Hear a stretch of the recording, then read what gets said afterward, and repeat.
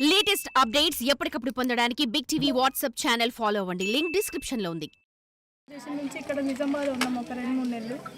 అంటే వీడియోలు ఉన్నన్ని రోజులు ఉండి నేను వీడియోలు చేసుకొని వస్తుంటే అమ్మాయి రూమ్లో ఉంటుండే కంటెంట్ రాస్తుండే. ఇక మొన్న సడన్గా ఇట్లా ఇంటర్వ్యూలు ఫేమ్ అయిన నుంచి ఇంటర్వ్యూలకు పోయినాం. ఇంటర్వ్యూలకు కూడా ఆయన కార్లోనే పోయినాం.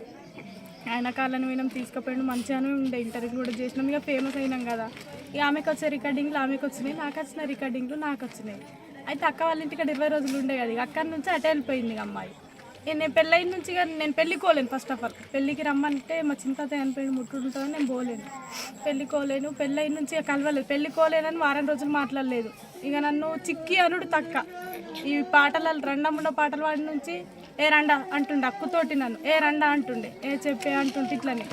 అయితే మొన్న మన వారం రోజుల కిందటనే ఇద్దరం ఎంజాయ్గా అంటే ఇద్దరు వెళ్ళాల ముద్దుల మోడని ఒక సాంగ్. అంటే ఆమెకు వచ్చిన ఆఫరే చిక్కి మనం ఇద్దరం పడితే మంచిగా ఉంటుందట. ఇద్దరిని వెళ్తే మొన్న 1 వీక్ అవుతుంది. ఇద్దరు వచ్చిర్రు కార్లో, రికార్డింగ్ పోయినాం, రికార్డింగ్ చేసినాం.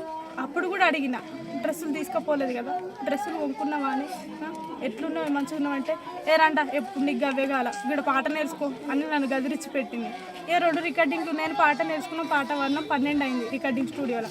ప్రొడ్యూసర్ అన్న వాళ్ళు ఏమన్నారు, చిక్కిని బస్ ఎక్కించుకోరు అని అంటే నైట్కు జేబీఎస్లో నన్ను 2 గంటలకు కూడా బస్ ఎక్కించారు. మొన్న 1 వీక్ కిందటి బస్ ఎక్కించారు. ఇక గట్టిగా దూరం పోయినాక కూడా గట్టిగా వచ్చి హగ్ చేసుకున్నది నన్ను. అంటే పెళ్ళైన నుంచి కలవలేము కదా, పెళ్ళైన నుంచి అంటే ఇన్ని రోజులు దగ్గర ఉంటుంటే కానీ పెళ్ళైన నుంచి కలవలేదు నేను. బాగా రోజుల తర్వాత అని వచ్చి పోయేది బాగా చెప్పి ఒక్కసారి హగ్ చేసుకొని పోయింది. నేను కూడా బస్ ఎక్కినట్టు ఫోన్ చేసినా పోయినాక కూడా మంచిగానే ఉంది. పోయినవారంటే నేను ఇంటికి చేరుకున్నాను. నేను కూడా మార్నింగ్ కాల్ చేసిన, సరే నేను వండుకుంటా, నిద్ర లేదు కదా అని పండుకున్నది. ఇక నాకేం చెప్పలేదు.